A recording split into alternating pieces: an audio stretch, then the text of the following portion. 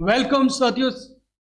इस marathon class में आपका स्वागत है और इस मैराथन क्लास में हम समझने वाले हैं कंप्यूटर अवेयरनेस के प्रश्नों को। ट्रिपल सी के मैराथन क्लास जो कि आपको जून जुलाई के एग्जाम में सफलता दिलाएगी, एस ग्रेड पाने में आपकी मदद करेगी। इसमें 150 से ज्यादा एमसीक्यूज बाइलिंगुअल हिंदी इंग्लिश में दिए गए हैं। यह प्रश्न आपके विभिन्न एग्जाम्स जैसे triple C, UP triple S C, AGTA, agriculture technical assistant, TET, PAT exams के लिए, एनटीपीसी के लिए, एसएससी, बैंकिंग जैसी अन्य प्रतियोगी परीक्षाओं के लिए बहुत महत्वपूर्ण होंगे। ये 150 महत्वपूर्ण प्रश्न अगर आपने रट लिए तो आपका एस ग्रेड आने से कोई नहीं रोक सकता। तो इसमें हम समझेंगे computer fundamental, digital financial tools, e governance, future skill and social networking के महत्वपूर्ण प्रश्नों को। तो वीडियो के अंत तक बने रहिए, बिना स्किप किए वीडियो को पूरा देखिए और वीडियो को लाइक और शेयर करिए अपने दोस्तों को, साथ ही चैनल को सब्सक्राइब जरूर कर लीजिए। तो शुरुआत करते हैं पहले प्रश्न के साथ। Of the following is not an input device. निम्नलिखित में से कौन इनपुट डिवाइस नहीं है? तो भाई इसमें से कौन सी एक इनपुट डिवाइस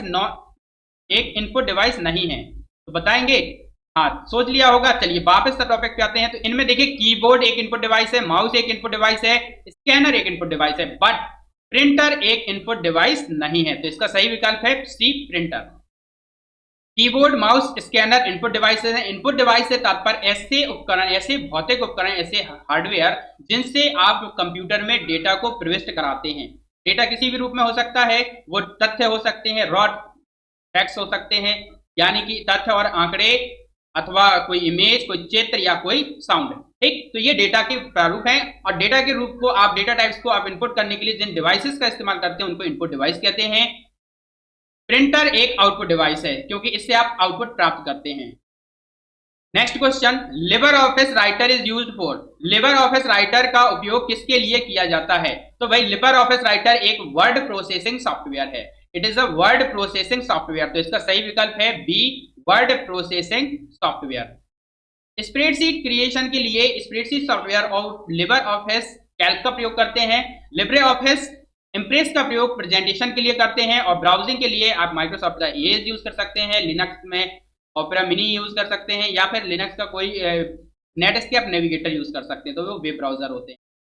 अगला प्रश्न है, which extension is used for LibreOffice Calc files. LibreOffice Calc फाइलों के लिए कौन सा एक्सटेंशन उपयोग किया जाता है? तो याद रखें, इसके लिए होता है ओपन ऑफिस या ओपन ऑफिस या OpenOffice spreadsheet, document spreadsheet, doc spreadsheet, doc spreadsheet. तो इसका शॉर्ट हो गया dot ODS, dot ODS LibreOffice Calc का एक्सटेंशन नेम है। अगले प्रश्न पे आते हैं, what does CPU stand for. CPU का पूर्ण रूप क्या है? सीपीयू का पूरा नाम क्या है? तो CPU stands for central processing unit, central processing unit. अगला प्रश्न है, सीपीयू को कंप्यूटर का दिमाग कहा जाता है और इसी से सारी प्रोसेसिंग की जाती है। सीपीयू एक माइक्रो प्रोसेसर होता है जो दो मुख्य रूप से और एक तीसरे भाग में बटा होता है। तो तीन भाग हैं, एएलयू, सीयू, एमयू।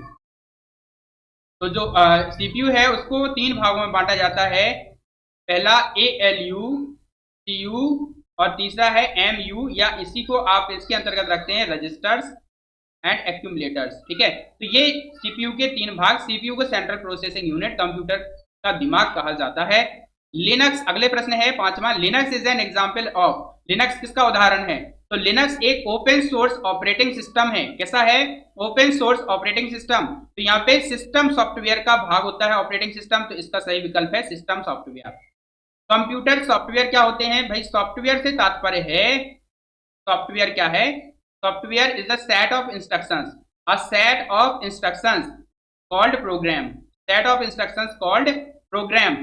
निर्देशों के समूह को प्रोग्राम कहते हैं और प्रोग्राम्स के समूह को सॉफ्टवेयर कहते हैं। और सॉफ्टवेयर दो तरह के होते हैं, पहला सिस्टम सॉफ्टवेयर जिनसे कि सिस्टम को ऑपरेट करते हैं, और दूसरा एप्लीकेशन सॉफ्टवेयर जिनसे कि काम करते हैं, यूजर अपने लिए उपयोग में लाते हैं। एप्लीकेशन सॉफ्टवेयर जैसे Libre office Calc, right, impress, ये सब ब्राउजर, ये सभी एप्लीकेशन सॉफ्टवेयर हैं। और सिस्टम सॉफ्टवेयर जैसे Linux, Unix, Windows operating system, antivirus या कोई भी ऑफिस सिस्टम यूटिलिटी सॉफ्टवेयर, तो ये सब सिस्टम सॉफ्टवेयर कहलाते हैं। अगला प्रश्न है लिब्रे ऑफिस राइटर में टेक्स्ट पेस्ट करने के लिए कौन सा की कॉम्बिनेशन उपयोग किया जाता है?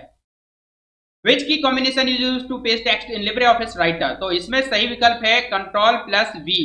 कंट्रोल प्लस वी का उपयोग किया जाता है पेस्ट करने के लिए। और भाई साहब लगे लगे इसको भी बता के चले, पहला ये कंट्रोल सी किसके लिए होता है? कॉपी करने के लिए, कंट्रोल एक्स कट करने के लिए, और कंट्रोल पी होता है प्रिंट करने के लिए। तो ये तीनों मैंने बता दिए, कंट्रोल सी कॉपी करने के लिए, कंट्रोल एक्स कट करने के लिए, कंट्रोल पी प्रिंट करने के लिए, और कंट्रोल वी का उपयोग किया जाता है पेस्ट करने के लिए।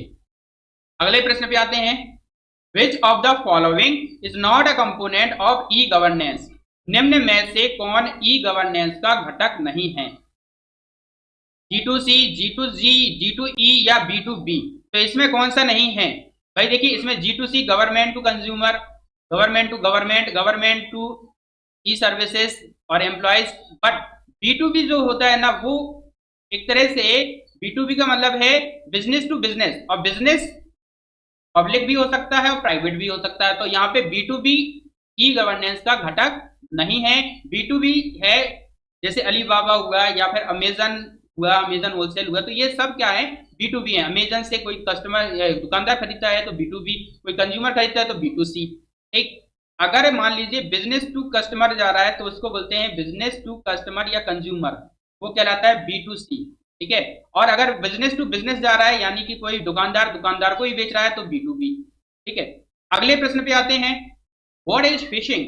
फिशिंग क्या है भाई? फिशिंग आपने ना सुना हो तो जान लीजिए, फिशिंग से तात्पर्य है एक ऐसी दुष्क्रिया, दुष्व्यवहार जिसमें कोई जानकारी रखने वाला, सॉफ्टवेयर का अच्छा ज्ञाता या कोई प्रोग्राम का अच्छा नॉलेज रखने वाला बंदा आपको धोखाधड़ी करके आपकी इंफॉर्मेशन को स्टील कर लेता है, चुरा लेता है, यानी कंप्यूटर को या मोबाइल को हैक करके उसकी इंफॉर्मेशन को स्टील कर लेता, चुरा लेता है, तो वो उसको बोलते हैं फिशिंग। इससे धोखाधड़ी की जाती है। तो इसके द्वारा आपके बैंकिंग पासवर्ड या मोबाइल बैंकिंग पासवर्ड से को हैक कर लिया जाता है और उससे आपका धनराशि आहरित कर ली जाती है।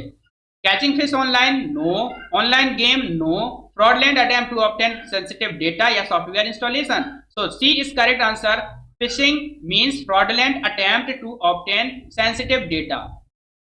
आपके संवेदनशील डेटा को धोखाधड़ी करने के लिए इसका प्रयोग करते हैं, फिशिंग कहलाता है। Next question, which software is used to create presentations? Presentation बनाने के लिए कौन सा सॉफ्टवेयर उपयोग होता है? राइटर, भाई ये वर्ड प्रोसेसिंग सॉफ्टवेयर है। कैल्क स्प्रेडशीट सॉफ्टवेयर है। Base dative DBMS database management software है। और आपका सही विकल्प है इसका impress. Impress open office impress या लिब्रे ऑफिस इम्प्रेस प्रेजेंटेशन बनाने के लिए प्रयोग किया जाने वाला सॉफ्टवेयर है। इसमें जो फाइल सेव होती है उसका एक्सटेंशन होता है .odp, यानी ओपन डॉक्यूमेंट प्रेजेंटेशन। अगला प्रश्न है, which of the following is a valid email address? निम्न में से कौन सा वैध ईमेल पता है? तो वैध ईमेल यानी वैलिड ईमेल एड्रेस कौन सा है? तो देखिए यूजर हैज, ये गलत है। user@gmail, जीमेल अकेले से काम नहीं चलेगा। user.gmail.com, ये भी गलत है। बाकी बचा क्या? user@gmail.com, ये इसका सही विकल्प है और नीले से आ रहा है, ये लिंक को दर्शाता है। ठीक, अगला प्रश्न है, what is UPI in digital payments? UPI का क्या अर्थ है? डिजिटल भुगतान में यूपीआई क्या है? UPI stands for unified payment interface, A, unified payment interface. बाकी तीनों इसके गलत हैं, तो इसका 11 का ए सही है, यूनिफाइड पेमेंट इंटरफेस। अगले प्रश्न पे आते हैं, LibreOffice writer, Libre office writer saves files with which extension? Libre office writer किस एक्सटेंशन के साथ फाइल सेव करता है? देखिए .docx ये एमएस वर्ड की फाइल को सेव करता है, यानी वर्ड डॉक्यूमेंट को सेव करने के लिए ये .docx होता है। ठीक है, और यहाँ पे .xls होता है एमएस एक्सेल की फाइल को सेव करने के लिए, स्प्रेडशीट सॉफ्टवेयर। .odt, यहाँ पे .odt और .ppt, ये दो ऑप्शन बचे हैं। तो .ppt आपका सेव करता है पावर पॉइंट प्रेजेंटेशन को। ठीक है, तो यहाँ पे इसमें कौन सा बचा है? इसका सही आंसर है .odt। .odt stands for office या open document text, open document text, open document text .odt। Next प्रश्न, अगला प्रश्न है, control B is used for? ये बहुत आसान है, आप बता पाएंगे। आंसर बताइए भाई, आप कमेंट में बता दीजिए क्या इसका आंसर है। 13 का कौन सा आंसर होगा? Control B. Italic text, bold text, underline, copy. Control B means text को बोल्ड करना। टेक्स्ट फॉर्मेटिंग के अंतर्गत टेक्स्ट को बोल्ड करने के लिए कंट्रोल बी का उपयोग करते हैं। कंट्रोल आई इटैलिक करने के लिए क्या होता है? CTRL प्लस आई। अंडरलाइन के लिए CTRL plus you, control plus you. Copy करने के लिए CTRL यानी कंट्रोल प्लस सी, और बोल्ड करने के लिए कंट्रोल प्लस बी। तो अगला प्रश्न आता है, अगला प्रश्न है what is the virus in computer terms? Computer में वायरस क्या होता है? बताइए भाई, वायरस क्या होता है कंप्यूटर में? आप लोग कमेंट में बता सकते हैं। Software that enhances performance, no. A hardware device, नहीं। मैलिशियस सॉफ्टवेयर या ईमेल एप्लीकेशन, तो इसका सही विकल्प है C, malicious software. Malicious software से मतलब माल इन्फेक्टेड या संक्रमित सॉफ्टवेयर प्रोग्राम को वायरस कहते हैं।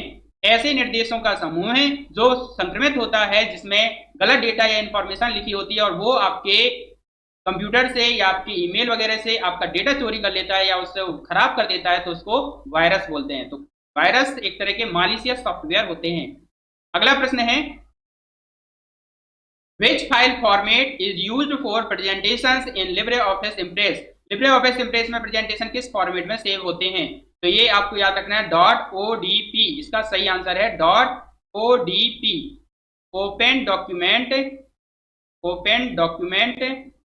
प्रेजेंटेशन। ठीक है, तो ये इसका .odp याद रखना है, इसका शॉर्ट या extension name. Next question, which of the following, निम्न में से कौन सा ओपन सोर्स ऑपरेटिंग सिस्टम है? Is an open source operating system Windows, Mac OS, Linux या डॉस? देखिए विंडोज और मैक ओएस तो बहुत महंगा है। विंडोज माइक्रोसॉफ्ट कॉर्पोरेशन का, ये भी आपको पेड वर्जन में खरीदना पड़ता है। डॉस इसका पार्ट है। बचा क्या? लिनक्स। लिनक्स जो है वो एक GNU और ओपन सोर्स ऑपरेटिंग सिस्टम है। ओपन सोर्स ऑपरेटिंग सिस्टम है। अगला प्रश्न है which key is used to delete text after the cursor? Cursor के बाद टेक्स्ट को हटाने के लिए कौन सी कुंजी प्रयोग होती है? मान लीजिए जैसे यहाँ पे मैंने लिखा है रेट और इसमें से मुझको टी को हटाना है, कर्सर यहाँ रखा हुआ है, तो कर्सर हटाने की तरफ के अक्षर को हटाना है तो कौन सी की प्रयोग करेंगे? तो कर्सर के बाद वाली की को हटाने के लिए आपको डिलीट की का प्रयोग करना होता है। कौन सी की का? डिलीट की का। तो अगर आपको बाईं तरफ का एक अक्षर मिटाना है तो करेंगे बैक स्पेस की का प्रयोग। अगर आपको दाईं तरफ का एक अक्षर मिटाना है तो करेंगे डिलीट की का प्रयोग। और सिलेक्टेड टेक्स्ट को मिटाने के लिए शिफ्ट या कोई भी की प्रेस कर सकते हैं। अगले प्रश्न पे आते हैं। अगला प्रश्न है what does HTTP stand for? HTTP का पूरा नाम क्या है? HTTP का फुल फॉर्म क्या है? बताइए भाई, HTTP का फुल फॉर्म क्या है? HTTP stands for hyper text transfer protocol. इसका सही विकल्प है ए, हाइपर टेक्स्ट ट्रांसफर प्रोटोकॉल, और बाकी के तीनों इसके गलत हैं। अगले प्रश्न पे आते हैं। स्प्रेडशीट कंसिस्ट ऑफ, एक स्प्रेडशीट में होते हैं क्या? पेजेस, स्लाइड्स, रो या कॉलम और टेक्स्ट। तो स्प्रेडशीट जो होता है भाई वो रो और कॉलम का समूह होता है। Spreadsheet consist of rows and column. Spreadsheet consist of row and column. इधर पे इस तरह से स्प्रेडशीट रहता है, मैं आपको बता दूं। तो इस तरह इसमें जो ये लाइंस पड़ी हुई हैं, इस तरह की हॉरिजॉन्टल लाइंस के बीच का जो गैप है इसको बोलते हैं आप रो। क्या बोलते हैं? रोज, ROWS, रोज। और इस तरह से जो वर्टिकल लाइंस होती हैं, वर्टिकल लाइंस के बीच का जो गैप होता है उसको बोलते हैं कॉलम। ये क्या बोलते हैं उसको? कॉलम। ठीक है, एंड ये लिख नहीं पा रहा है मेरा, तो ये कॉलम कहलाता है। क्या कहलाता है? कॉलम। एंड इन दोनों के बीच का जो इंटरसेक्शन वाला पार्ट होता है, इंटरसेक्शन से, रोज एंड कॉलम के इंटरसेक्शन से बनता है सेल। क्या बनता है? Cell. Cell is the intersection of rows and column. Simple definition. अगला प्रश्न है what is the full form of ATM? ATM का पूरा नाम क्या है? ज्यादातर यही प्रश्न आते हैं और कुछ एडवांस प्रश्न आते हैं जिनको आपको आगे बताते जाएंगे। What is the full form of ATM? ATM का पूरा नाम क्या है? भाई पैसे निकालने जाते हो डेबिट कार्ड का प्रयोग करके तो आपको ATM मशीन का प्रयोग करना पड़ता है। ATM मशीन का मतलब है automated teller machine. Automated teller machine, यहाँ भाई साहब ऑटोमेटेड का मतलब है स्वचालित। स्वचालित से तात्पर्य अपने आप चलने वाली, लाइट से आपने प्रोग्राम कर रखा है इसको, तो ये ऑटोमेटिक चलती है। टेलर का मतलब होता है अब बैंक कर्मचारी, एक बैंक कर्मचारी जो कैशियर का काम करता है, लेन देन का काम करता है, पैसे जमा करने और निकालने का काम करता है, उसको टेलर बोलते हैं। मशीन को आप जानते ही हैं, डिवाइस या मशीन, उपकरण, ठीक है। तो स्वचालित बैंककर्मी मशीन या उपकरण, तो यहाँ पे ऑटोमेटेड टेलर मशीन इसका पूरा नाम होता है। यहाँ ध्यान रखिए TELLER होता है इससे स्पेलिंग, TAI नहीं, ठीक है। अगला प्रश्न है a strong password should have, एक मजबूत पासवर्ड में होना चाहिए, क्या क्या होना चाहिए? A strong password should have a combination of letters, numbers and symbols. इसका सही आंसर है C, combination of letters, numbers and symbols. अगला प्रश्न है what is the shortcut key to save a document, किस शॉर्टकट कुंजी से दस्तावेज सेव किया जाता है? तो दस्तावेज सेव करने के लिए कंट्रोल एस का प्रयोग करते हैं, कंट्रोल एस। कंट्रोल पी का प्रयोग करते हैं प्रिंट करने के लिए, कंट्रोल ए का प्रयोग करते हैं सिलेक्ट ऑल, पूरा डेटा सिलेक्ट करने के लिए, कंट्रोल एक्स का प्रयोग करते हैं कट करने के लिए, टू कट एन ऑब्जेक्ट और डेटा टेक्स्ट। अगला प्रश्न है व्हाट इज लैन, ये नेटवर्किंग से जुड़ा हुआ प्रश्न है। लैन क्या है? LAN stands for local area network, तो सही विकल्प है लोकल एरिया नेटवर्क। नेटवर्क क्या है? ठीक है, प्रश्न आता है नेटवर्क क्या है, तो नेटवर्क का मतलब है नेट, जाल और वर्ग कार्य करना। तो नेटवर्क से मतलब है दो या दो से अधिक आपस में जुड़े कंप्यूटर या कंप्यूटर समकक्ष डिवाइसेस का समूह जिनसे हम सूचनाओं का अथवा संसाधनों का साझाकरण करते हैं, संसाधनों को साझा करते हैं, क्या कहलाता है? नेटवर्क कहलाता है। A set of two or more devices, more computer devices to share information और resources is called a network. ठीक, तो अगले नेटवर्क कितने तरह के होते हैं? तो भाई साहब नेटवर्क मुख्य रूप से लैन लोकल एरिया नेटवर्क होता है, मैन मेट्रोपॉलिटन एरिया नेटवर्क होता है, और तीसरा होता है वैन यानी wide area network. Wide area network का उदाहरण है इंटरनेट, वाइड एरिया नेटवर्क का उदाहरण है इंटरनेट। इंटरनेट वैन का उदाहरण होता है। What is the maximum number of rose in LibreOffice Calc, number of रोज बताना है भाई। देखिए लिब्रे ऑफिस कैल्क में अधिकतम कॉलम्स की संख्या, अधिकतम कॉलम की संख्या होती है 1024, और अधिकतम रोज की संख्या कितनी होती है? तो अधिकतम रोज की संख्या आपको यहाँ पे दिया हुआ है 10,48,576 का ए सही विकल्प है। 10,48,576 इसमें रोज होती हैं और कॉलम होते हैं 1024।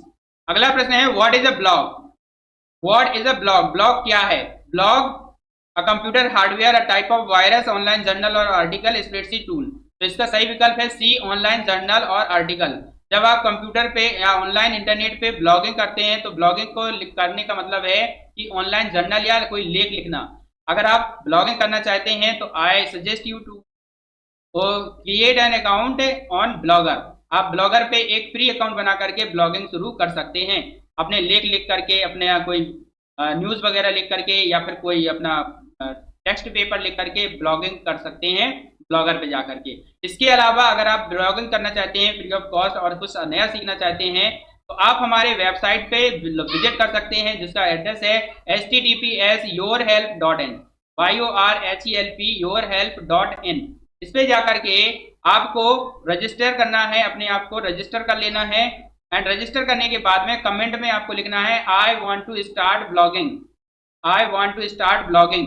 तो इसको आपको एडिटर बना दिया जाएगा, और एडिटर बनने के बाद आप इस पे ब्लॉगिंग शुरू कर सकते हैं। एंड बिलीव मी कि अगर आपके ब्लॉग से जो भी रेवेन्यू आएगा वो आपको साझा कर दिया जाएगा। तो अगर आप इच्छुक हैं तो आप ब्लॉगर पे अपना अकाउंट बना करके फ्री ऑफ कॉस्ट शुरू कर सकते हैं, और अगर मेरे साथ साझा करना चाहते हैं तो आप yourhelp.in पे जाकर के रजिस्टर करके एज ए सब्सक्राइबर रजिस्टर करेंगे, फिर आप इसको एडिटर के रूप में सब्सक्राइब करके कमेंट में मुझे लिखेंगे I want to be an editor, तो मैं इसको आपको एडिटर बना दूंगा, फिर आप इसमें ब्लॉगिंग मेरे साथ कर सकते हैं। ठीक, तो अगले प्रश्न पे आते हैं। अगला प्रश्न है which of the following is not a search engine, निम्नलिखित में से कौन सर्च इंजन नहीं है? Google, Yahoo, Bing, Excel. निम्नलिखित में से कौन सर्च इंजन नहीं है? गूगल, याहू, बिंग और एक्सेल। तो देखिए गूगल, याहू, बिंग ये तीनों ही आपके सर्च इंजन हैं, लेकिन एक्सेल एक स्प्रेडशीट सॉफ्टवेयर है, तो इसका सही आंसर है डी, एक्सेल। अगला प्रश्न है which command is use to create a new directory in Linux. Linux में नया डायरेक्टरी बनाने के लिए कौन सा कमांड उपयोग होता है। लिनक्स में डायरेक्टरी बनाने के लिए कौन सा कमांड उपयोग होता है। mkdir, make dir, new dir, create dir। तो इसमें mkdir मेक डायरेक्टरी कमांड का प्रयोग करते हैं एक नई डायरेक्टरी बनाने के लिए। एक तो इसका सही विकल्प है ए। अगला प्रश्न है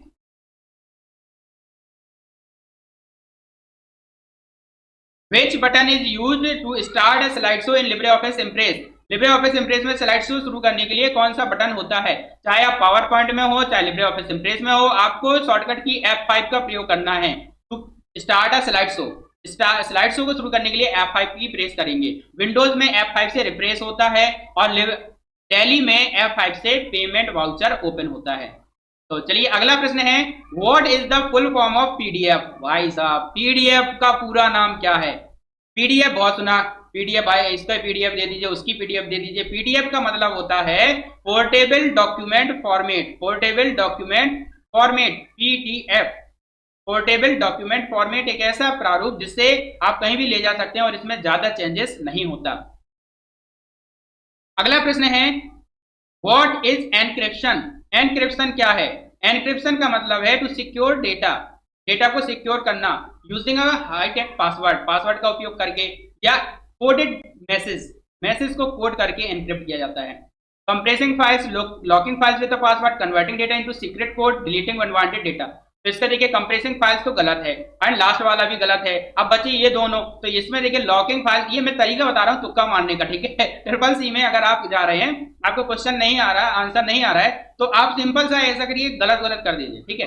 वैसे इसका सही आंसर आपको मैंने पहले ही बता दिया है कि आप अपने मैसेज को एक सीक्रेट कोड में कन्वर्ट करते हैं। तो इसका सही आंसर है C, converting data into secret code, ठीक है।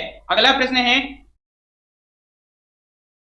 ये आप देखिए इसमें ये भी आंसर सही है, locking files with password, password के द्वारा फाइल को लॉक करना भी एनक्रिप्शन कहलाता है।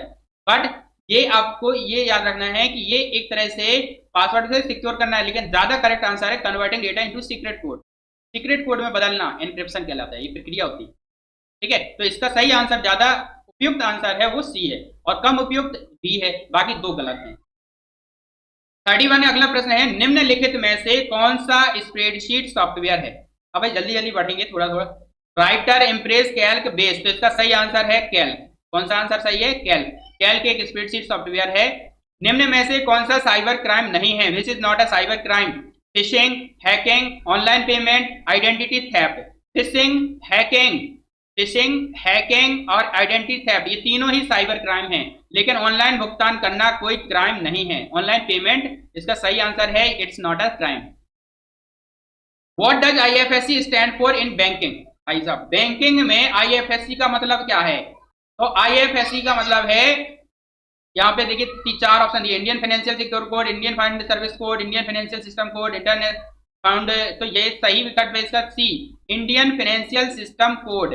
इंडियन फाइनेंशियल सिस्टम कोड इसका सही आंसर है आईएफएससी का। आईएफएससी कोड 11 अंकों का कोड होता है जो प्रत्येक बैंक के लिए अलॉट किया जाता है। जैसे बैंक एसबीआई का है SBIN, ठीक है, SBIN और 3000 कितने हो गए 7 अंक और 4 अंक का कोड है, तो आपका इस तरह से हो जाएगा 19686 या 84, ठीक है। अगर यहाँ पे 3 डिजिट का है तो यहाँ पे 0 और बढ़ जाएगा 212 है, तो ये इस तरह से SBIN का हो गया, ठीक है। तो ये होता है आईएफएससी कोड, हर बैंक का होता है, 11 अंकों का होता है, ये भी ध्यान रखिएगा, 11 अंकों का होता है आईएफएससी कोड, और ये इसका पूरा नाम है Indian financial system code.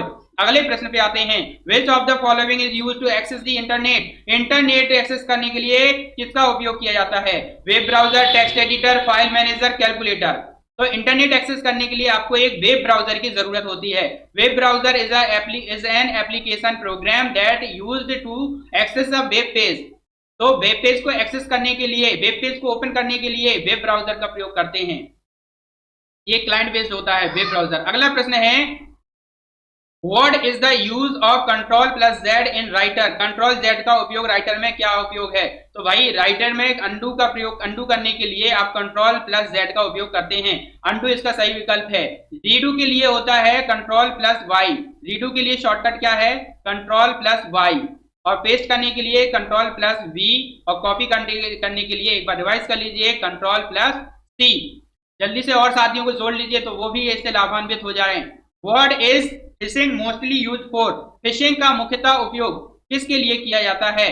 Password guessing के लिए, अनऑथोराइज्ड एक्सेस के लिए, डेटा थेफ्ट के लिए, या फाइल शेयरिंग के लिए? तो यहाँ पे अनऑथोराइज्ड एक्सेस के लिए इसका फिशिंग का उपयोग करते हैं 36 में, और डेटा को चोरी करने के लिए भी इसका उपयोग करते हैं। पासवर्ड गैस करने के लिए भी इसका उपयोग करते हैं कि मान लीजिए आपको फिशिंग कर लिया, फिर उसमें से आपने कई तरह के पासवर्ड डाले तो उससे आपकी कुकी से निकाल करके वो गैस करते हैं, तो ये सब करते हैं। लेकिन ये फाइल शेयरिंग तो गलत है इसका। अब इन तीन में आपको सबसे उपयुक्त उत्तर देना है, तो इसका सबसे उपयुक्त उत्तर हो जाएगा डेटा थेफ्ट।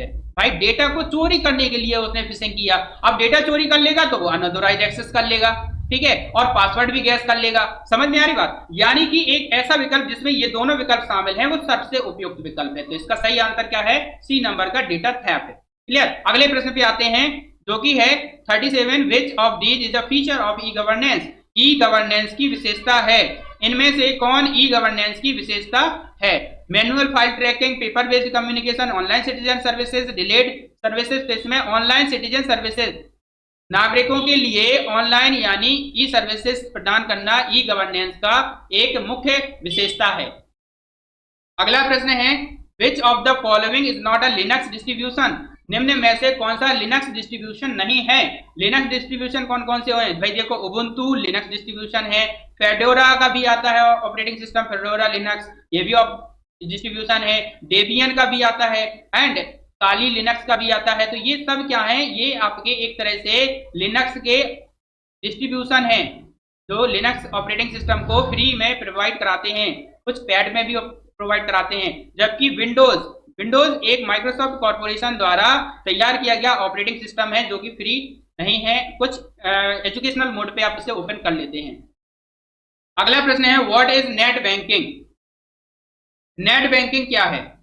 नेट बैंकिंग क्या है? तो इंटरनेट बैंकिंग से तात्पर्य है sending email, no, ATM uses, no, credit card uses, no. तो क्या बचा? Online banking through internet, internet के माध्यम से किया जाने वाला ऑनलाइन बैंकिंग नेट बैंकिंग कहलाता है। क्लियर? अगले प्रश्न पे आते हैं what does G2C stand for in e governance? E governance में G2C का अर्थ क्या है भैया? बताओ, अगर आपको पता है तो आप अपने कमेंट में लिख सकते हैं।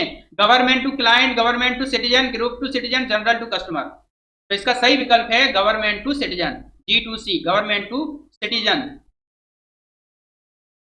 अगला प्रश्न है 41। Linux command is used to display current directory in Linux. Sorry, which command is use to? पर लिनक्स में वर्तमान डायरेक्टरी दिखाने के लिए कौन सा कमांड है? cd, dir, pwd, ls। तो इसका सही आंसर है लिस्ट दिखाने के लिए, डायरेक्टरी देखने के लिए आपको ls कमांड का उपयोग करना होता है।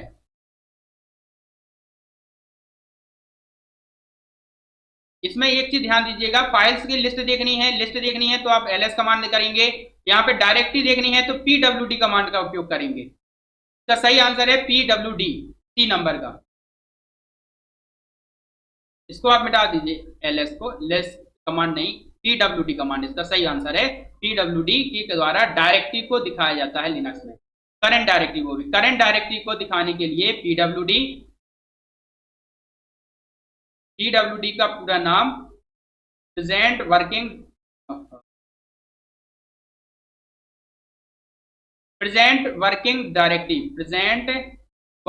डायरेक्टरी। तो प्रेजेंट वर्किंग डायरेक्टरी को दिखाना है अगर आपको तो फिर प्रयोग करेंगे pwd, और सारी की सारी डायरेक्टरीज की लिस्ट को दिखाना है तो फिर प्रयोग करेंगे ls कमांड। डायरेक्टरी को बदलना है तो cd कमांड, लिस्ट देखनी है तो dir कमांड डॉस में होता है। अगला प्रश्न है which of the following is N email protocol? निम्नलिखित में से कौन ईमेल प्रोटोकॉल है? देखिए, ईमेल प्रोटोकॉल दो तरह के हैं, एक SMTP, simple mail transfer protocol. Simple mail transfer protocol जब आप फाइल को ट्रांसफर करते हैं सर्वर पे, तो सर्वर पे डालने के लिए आप SMTP का प्रयोग करते हैं, और सर्वर से डाउनलोड करने के लिए POP3 का प्रयोग करते हैं। दो तरह के इसमें प्रोटोकॉल प्रयोग होते हैं ईमेल के लिए। तो इसका सही विकल्प है SMTP। SMTP का फुल फॉर्म आप कमेंट में बताइए, simple mail transfer protocol. Comment में आप जरूर बताइए, इनके कमेंट में बताइए। HTML का फुल फॉर्म, HTTP का फुल फॉर्म, FTP का फुल फॉर्म कमेंट सेक्शन में बताइए। अगला प्रश्न है what does control plus x do.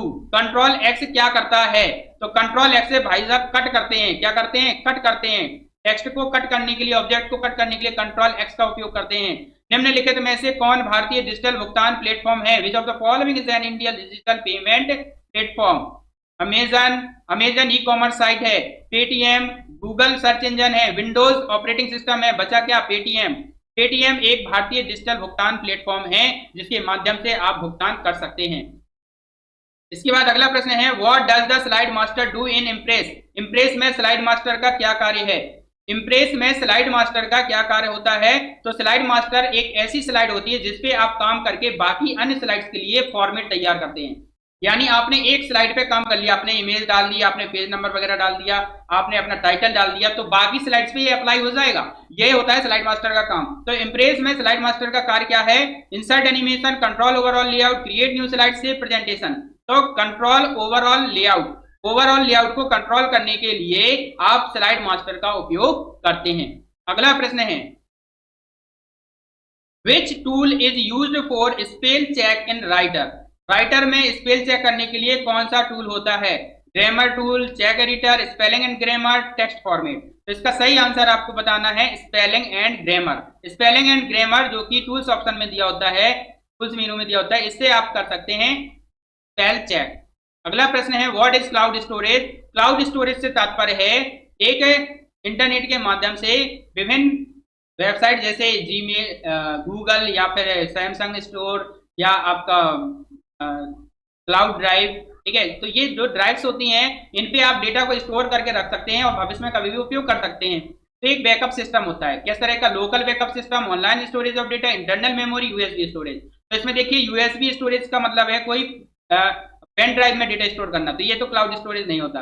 Internal memory जैसे कि रैम रोम में, तो ये भी नहीं।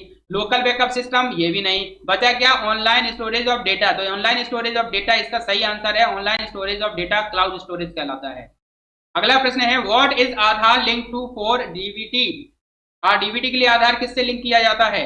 Electricity bill, mobile number, bank account, PAN card. DBT करने के लिए आपका जो आधार कार्ड है वो आपके बैंक अकाउंट से लिंक करना जरूरी होता है। डीबीटी का मतलब भाई बताओगे?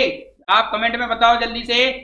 डायरेक्ट, वेरी गुड, लिखते जाओ। Direct benefit transfer, direct benefit transfer. अब बेनिफिट का मतलब क्या होगा? कुछ नहीं, तो यहाँ पे पूरा है beneficiary transfer. Direct beneficiary transfer यानी सीधा लाभार्थी के लिए खाते में पेमेंट करना, भुगतान करना, सीधा लाभार्थी के खाते में सीधा स्थानांतरण, डीबीटी, ठीक है। डीबीटी के लिए किसे आधार किससे लिंक किया जाता है? तो इसका सही उत्तर है बैंक अकाउंट। बैंक अकाउंट से आपका मोबाइल नंबर भी लिंक होना चाहिए, पैन कार्ड भी लिंक होना चाहिए। तो बैंक अकाउंट डीबीटी के लिए लिंक किया जाता है। अच्छा, इसमें एक चीज और जान लीजिए, लिंक होता है तो लिंक को क्या बोलते हैं? इसके बाद आपको इसको करवाना होता है सीडिंग। सीडिंग जिसके लिए आप मैप करते हैं, मैपिंग कहलाता है, ठीक है। बैंक से आप आधार को मैप कराते हैं तो आपको सीडिंग होना चाहिए। तो अगला प्रश्न है निम्नलिखित में से कौन सा एक वेब ब्राउजर का उदाहरण है? Which of the following is an example of a web browser? Windows, LibreOffice, Chrome, Paint. तो इसमें वेब ब्राउजर का एक उदाहरण कौन सा है? इसमें एक बचा है क्रोम, ठीक है। विंडोज क्या है? ओएस है। विंडोज क्या है? ऑपरेटिंग सिस्टम है माइक्रोसॉफ्ट का। लिब्रे ऑफिस क्या है? एक open source free uses, free open source application software है। क्या है? Application software. पेंट क्या है? पेंट एक तरह का ड्राइंग सॉफ्टवेयर है। तो बचा क्या? क्रोम। क्रोम इसका सही विकल्प है, ध्यान रखिएगा। अगला प्रश्न है which tool is use to insert a chart in Calc. Calc में चार्ट जोड़ने के लिए कौन सा टूल उपयोग किया जाता है? Table, function, chart wizard, insert image. तो आप तो इसका सीधा सीधा आंसर बड़े आराम से दे देंगे भाई। चार्ट है तो चार्ट विजार्ड से आप इसमें इंसर्ट करते हैं कैल्क में चार्ट। अगला प्रश्न है what is the shortcut for opening a new tab in browser. Browser में नया टैब खोलने की शॉर्टकट कुंजी क्या है? तो नया टैब अगर आप खोलना चाहते हैं तो कंट्रोल के साथ टी प्रेस करिए तो एक नया टैब ओपन हो जाता है। कोई भी ब्राउजर है, आप कंट्रोल के साथ, जैसे ये ब्रेव ब्राउजर है, मैंने कंट्रोल के साथ टी प्रेस किया तो कंट्रोल के साथ टी प्रेस करने पे एक नया टैब ओपन हो जाएगा। ठीक है, अगले प्रश्न पे आते हैं। Which of the following is used for two factor authentication? देव चरणीय प्रमाणीकरण के लिए क्या इसका उपयोग किया जाता है? Email, SMS, OTP, calendar, screenshot. तो ये देखिए भाई, अगर आप टू फैक्टर ऑथेंटिकेशन करते हैं तो दोनों का उपयोग होता है, ईमेल का, एसएमएस ओटीपी का। ठीक है, अब एसएमएस ओटीपी तो आपको आ ही जाता है, आप इसके माध्यम से एसएमएस ओटीपी ओटीपी आता है, चाहे का ईमेल पे आए चाहे एसएमएस पे आए। ठीक, तो इसका सही आंसर आपको देना है एसएमएस ओटीपी। क्या इसका सही आंसर देना है? SMS OTP. एसएमएस ओटीपी इसका सही आंसर है। अगले प्रश्न पे आते हैं। LibreOffice writer is similar to which software? LibreOffice writer किस सॉफ्टवेयर के समान है? भाई साहब मच्छर परेशान करने लगते। लिब्रे ऑफिस राइटर किस सॉफ्टवेयर के समान है? Notepad, MS Excel, MS Word, MS Paint. तो लिब्रे ऑफिस राइटर आपका वर्ड प्रोसेसिंग सॉफ्टवेयर है जो कि एमएस वर्ड के समान है।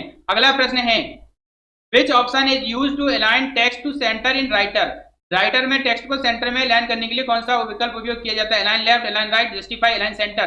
भाई सेंटर में लाना है तो अलाइन सेंटर, बाईं तरफ ले जाना है तो अलाइन लेफ्ट, दाईं तरफ ले जाना है तो अलाइन राइट। बाईं तरफ के लिए लेफ्ट, दाईं तरफ के लिए अलाइन राइट, और बीच में लाने के लिए जस्टिफाई। जस्टिफाई क्या है? सेंटर पे लाने के लिए सेंटर, और जस्टिफाई होता है जैसे ये टेक्स्ट लिखा है तो ये लाइन का टेक्स्ट, मान लो कैल्क लिखा मैंने और कैलकुलेटर नीचे आ रहा है तो कैलकुलेटर इधर से अगले उसमें आ जाएगा और यहाँ पे लाइन जो है सिमिलर रहेगी, यहाँ पे गैप नहीं रहेगा, तो इसको जस्टिफाई बोलते हैं। हालांकि वो आपको प्रैक्टिकली समझा दी जाएगा। अगला प्रश्न है, what does DNS stand for? DNS का पूरा नाम भाई बताइए कमेंट में। डीएनएस जो होता है ना, वो हर यूआरएल का एक नेम सिस्टम होता है, तो उसमें डोमेन नेम सिस्टम बोलते हैं उसको, domain name system. Domain name system होता है डीएनएस का full form. What is a tweet? Tweet क्या है? ट्वीट क्या है? Facebook post, blog post, Twitter message, email. तो ट्वीट जो होता है वो एक ट्विटर मैसेज होता है। क्या होता है? Twitter message. अगला प्रश्न, निम्न में से कौन मालवेयर का उदाहरण है? Which is an example of malware? Malware का उदाहरण है antivirus, Trojan, firewall, VPN. VPN एक प्रॉक्सी सर्वर के लिए उपयोग किया जाता है, फायरवॉल सिक्योरिटी के लिए प्रयोग किया जाता है, एंटीवायरस प्रोग्राम मालवेयर जैसे वायरस प्रोग्राम से बचाने के लिए प्रयोग किया जाता है। लेकिन ट्रोजन क्या है? एक तरह का मालवेयर प्रोग्राम है, ये मालवेयर को ही आप वायरस बोलते हैं, तो ये एक तरह का वायरस होता है, एक कंप्यूटर वायरस है। ट्रोजन क्या है? कंप्यूटर वायरस या मालवेयर, कंप्यूटर वायरस। ठीक है, अगला प्रश्न है, what is the role of a firewall? Firewall का क्या कार्य होता है? फायरवॉल का कार्य होता है अनवांछित प्रोग्राम्स या वायरस को हमले से रोकने के लिए फायरवॉल उपयोग में लाया जाता है। जो अनसिक्योर डेटा होता है उसको आपके कंप्यूटर में इंस्टॉल होने से रोकने के लिए फायरवॉल काम करता है। Increase speed, enhance visuals, protect network या ब्लॉक पावर। तो इसका सही आंसर है प्रोटेक्ट नेटवर्क। ठीक, सी इसका सही आंसर है, प्रोटेक्ट नेटवर्क।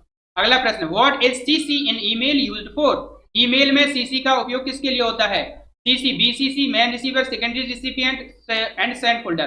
देखिए जब आप ईमेल भेजते हैं तो आपको इसके 3 पार्ट मिलेंगे। पहला पार्ट टू, जिसमें आपको रेसिपिएंट का एड्रेस लिखना होता है, यानी प्राप्तकर्ता का रेसिपिएंट का एड्रेस। ठीक है, और दूसरा होता है सीसी।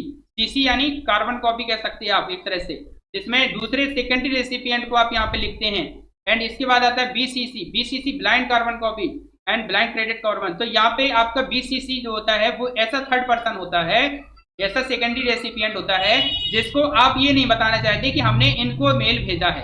यानी टू वाले का तो पता रहेगा, लेकिन सीसी वाला जो है वो इसको पता नहीं चलता। यानी इस एड्रेस को आप जो एड्रेस बीसीसी में डालेंगे वो एड्रेस सीसी वाले को या इसको पता नहीं चलेगा कि इसको भी भेजा गया है, तो ये ब्लाइंड रहता है, इसको ब्लाइंड सीसी।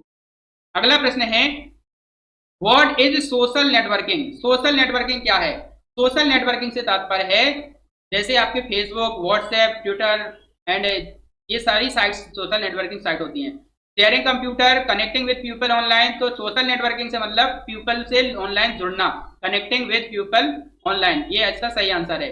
इसके अंतर्गत आएंगे digital financial tools and application.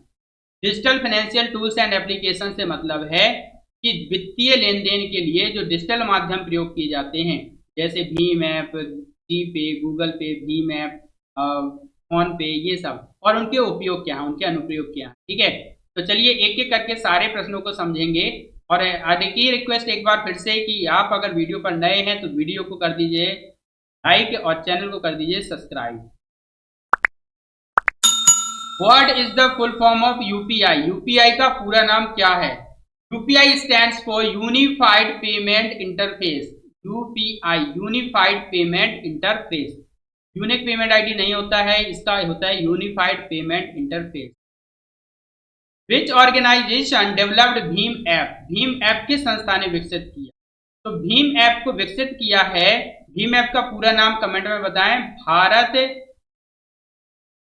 Interface for money transfer. Interface for money transfer. Money transfer. और ये किसने विकसित किया है? RBI, Reserve Bank of India, SEBI, Sensex and Bank of India या NPCI, SBI, State Bank of India. किसने किया है? एनपीसीआई ने, National Payment Corporation of India. NPCI has developed a भीम ऐप। एनपीसीआई का पूरा नाम National Payment Corporation of India.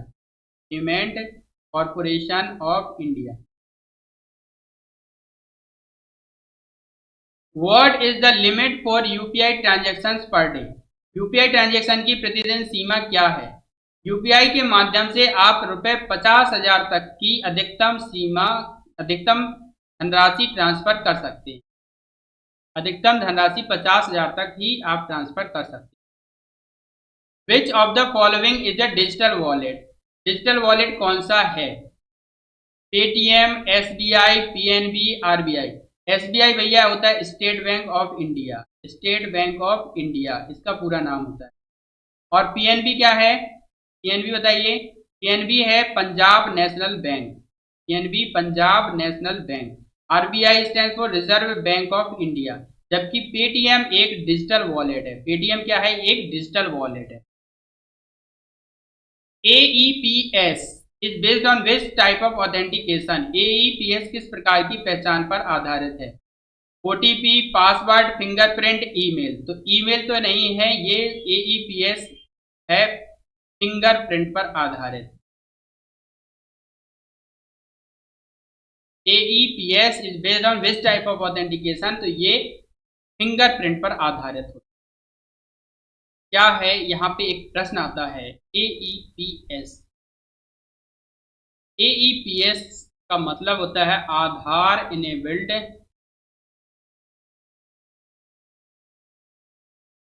Payment system. AEPS stands for Aadhaar enabled payment system and AEPS BFD यानी कि बायोमेट्रिक फिंगर डिटेक्शन पे काम करता है। Biometric finger detection. Biometric finger detection पे कार्य करता है इस प्रक्रिया पे। तो BFD के अंतर्गत फिंगरप्रिंट मिलने पे ही ये पहचान करता है इसकी। तो ये AEPS किस प्रकार की पहचान पर आधारित है? तो फिंगरप्रिंट इसका सही विकल्प है। AEPS क्या है? आधार इनेबल्ड पेमेंट सिस्टम, जो कि BFD को सपोर्ट करता है, यानी बायोमेट्रिक फिंगर डिटेक्शन करता है। What is the primary use of QR code in payments? भुगतान में QR कोड का मुख्य उपयोग क्या है? Identify person, generate bill, scan and pay, store document. तो QR code is use to scan and pay. Scan and pay के लिए यूज करते हैं QR कोड का। What is IMPS? IMPS क्या है? Instant money payment system, interbank mobile payment system, Indian mobile payment service, immediate payment service. तो IMPS stands for immediate payment service. IMPS का पूरा नाम होता है immediate payment service. NEFT transactions can be done at which time? NEFT transaction किस समय किए जा सकते हैं? Office hours only, 24/7, weekends only, bank hours. तो यहाँ पे NEFT ट्रांजेक्शन 24/7 आवर किए जा सकते हैं, किसी भी टाइम आप कर सकते हैं। Which app is not used for digital payments? इनमें से कौन सा ऐप डिजिटल पेमेंट के लिए नहीं है? गूगल पे, फोन पे, एडोब रीडर, भीम। इसमें एडोब रीडर एक PDF रीडर होता है, PDF portable document format reader होता है, इसलिए ये एक पेमेंट ऐप नहीं है। जबकि गूगल पे, फोन पे, भीम एक तरह के पेमेंट गेटवे ऐप होते हैं। ठीक है, पेमेंट ऐप होते हैं। एंड अगला प्रश्न है what is the full form of POS. POS का पूरा नाम क्या है। पीओएस एक तरह की मशीन होती है जो आपने किसी शॉपिंग मॉल में जरूर देखी होगी। इस तरह की एक मशीन रहती है जिसमें आप अपने कार्ड को एनेबल करके लगाते हैं और कार्ड को ये स्कैन कर लेता है और यहाँ पे आप पिन नंबर डाल देते हैं तो ये आपको बिल जनरेट कर देता है। इसको पॉइंट ऑफ सेल बोलते हैं। क्या बोलते हैं, पॉइंट ऑफ सेल इसका सही विकल्प है। अगला प्रश्न है विच mobile wallet does not permit cash withdrawal. कौन सा मोबाइल वॉलेट कैश विड्रॉल की अनुमति नहीं देता है। Open wallet, semi open wallet, semi close wallet, कोई सा भी वॉलेट हो भाई साहब। ये वॉलेट जो इलेक्ट्रॉनिक वॉलेट बनाए गए हैं वो नगद लेन देन के लिए नहीं है, यह एक डिजिटल पेमेंट करने के लिए है। किस लिए है, डिजिटल पेमेंट्स के लिए। तो कैश विड्रॉल करने की सुविधा कोई भी नहीं देता है। ऑल ऑफ दी अबव अनुमति नहीं देते हैं। कोई भी कार्ड, कोई भी वॉलेट अनुमति नहीं देता है डेबिट कार्ड को छोड़ के। व्हाट इज ई रूपी। ई रूपी क्या है, ई रूपी, ई वाउचर, एम पैसा, क्लोज वॉलेट, पेटीएम सर्विस, क्या है, एक तरह का ई वाउचर है। ई रूपी क्या है, एक तरह का इलेक्ट्रॉनिक वाउचर है। ठीक है, अगला प्रश्न है भारत में क्रेडिट कार्ड शुरू करने वाला पहला बैंक कौन सा था। तो central bank of India, state Bank of India, HDFC, ICICI. तो इसमें कौन सा है, पहला है इसका सही विकल्प central bank of India. Central bank of India ने 1980 में पहला क्रेडिट कार्ड लॉन्च किया था, पहला क्रेडिट कार्ड परिचय कराया था। बाद में उसी ईयर में दूसरा बैंक है के द्वारा ये तैयार किया गया और के बाद में विजया बैंक के द्वारा, कौन सी बैंक, विजया बैंक के द्वारा एक क्रेडिट कार्ड का मास्टर कार्ड लॉन्च किया गया था विजया बैंक द्वारा। तो यहाँ पे सही विकल्प कौन सा है, सेंट्रल बैंक ऑफ इंडिया। अगला प्रश्न है वीपीए का मतलब वर्चुअल पेमेंट एड्रेस है। जब आप कहीं पे पेमेंट करते हैं तो आपको वहां का वर्चुअल पेमेंट एड्रेस डालना होता है, जैसे ram@OK एक्सेस। ठीक है, तो ये क्या है, एक तरह से वर्चुअल पेमेंट एड्रेस होता है। तो ये ट्रू है। ठीक है, वीपीए का मतलब वर्चुअल पेमेंट एड्रेस है। OTP one time password is used for safe login and safe online transfer of money. या सुरक्षित लॉगिन या सुरक्षित पैसा ट्रांसफर, सुरक्षित लेन देन के लिए ओटीपी का इस्तेमाल होता है। तो यस, ये ट्रू है। सही एक स्टेटमेंट ट्रू स्टेटमेंट है। इसके बाद है इन यूपीआई भुगतान प्रणाली में वर्चुअल पेमेंट एड्रेस अनिवार्य है। तो अगर आप यूपीआई भुगतान करने जा रहे हैं यानी यूपीआई पेमेंट कर रहे हैं तो आपको वीपीए की जरूरत पड़ती ही है। आप बिना वीपीए डाले पेमेंट नहीं कर पाते हैं। वो बात अलग है क्यूआर कोड स्कैन करते हैं तो क्यूआर कोड में भी वीपीए आपका शामिल होता है। ठीक है, वीपीए दिया होता है। Can you use more than one UPI application on the same mobile if they are linked to the same bank account. क्या आप एक ही मोबाइल पर एक से अधिक यूपीआई एप्लीकेशन का उपयोग कर सकते हैं यदि वे एक ही बैंक खाते से जुड़े हुए हैं। तो बिल्कुल, आप देखिए भीम डाल लेते हैं उसी में एक्सिस का डाल लेते हैं, उसी में आप फोन पे, गूगल पे कई डाल लेते हैं। तो ये एक प्रश्न किया गया है, तो ये एकदम सही कथन है, ट्रू है ये। ठीक है, इसके बाद फिर से प्रश्न आता है MMID में कितनी संख्याएं होती हैं। How many digits in MMID। MMID में कुल 7 संख्याएं होती हैं। कितनी होती हैं, 7 संख्याएं। MMID में 7 संख्याएं होती हैं। अगला प्रश्न है आरटीजीएस सुविधा कब शुरू हुई। When did the RTGS facility start. 2002, 2004, 2005, 2008। तो 2004 में 24 मार्च 2004 को ये सुविधा शुरू की गई थी आरटीजीएस की, जबकि 29 अप्रैल 2004 को यह सुविधा आम जनमानस के लेन देन के लिए अप्लाई हो गई, शुरू की गई। ठीक है, और ये आरटीजीएस का मतलब क्या है, आरटीजीएस का पूरा नाम होता है real time gross settlement. Real time gross settlement, gross settlement इसका पूरा नाम भी पूछ लिया जाता है कभी कभी। ये रियल टाइम ग्रॉस सेटलमेंट 24 मार्च 2004 को शुरू किया गया और इसका जो सेवा है वो 24 घंटे उपलब्ध होता है। 24 घंटे इंटू 7 दिन और पूरे 365 दिन, तो पूरे टाइम आरटीजीएस की सुविधा उपलब्ध होती है। इस पे बैंक के द्वारा ऑनलाइन कुछ शुल्क भी निर्धारित है। तो अगला प्रश्न है क्रेडिट कार्ड में एपीआर क्या है। एपीआर बोले तो एनुअल परसेंटेज रेट होता है। एनुअल परसेंटेज रेट, वार्षिक प्रतिशत दर। ठीक, एनुअल परसेंटेज रेट होता है। प्रश्न भारतीय रुपए के चिन्ह रुपए को किस वर्ष मान्यता मिली। तो इसे मान्यता मिली 2010 में। इसे 15 सितंबर 2010 में अंबिका सोनी जी के द्वारा तैयार किया गया, अंबिका सोनी। और इसके लिए उदय कुमार जी को 2,50,000 का नगद भुगतान मिला था, नगद रिवार्ड पुरस्कार प्रदान किया गया था। ठीक, तो ये 2010 में भारतीय रुपए के चिन्ह को मान्यता मिली। What does C2B stand for? C2B का अर्थ होता है, तो C2B का अर्थ क्या है? Consumer to business, both of these, none of these, customer to business. तो यहाँ पे कस्टमर टू बिजनेस होता है, कंज्यूमर टू बिजनेस, कंज्यूमर या कस्टमर एक ही आप कह सकते हैं, तो बोथ ऑफ दीज यहाँ पे सही रहेगा। ठीक है, बोथ ऑफ दीज C2B का अर्थ है।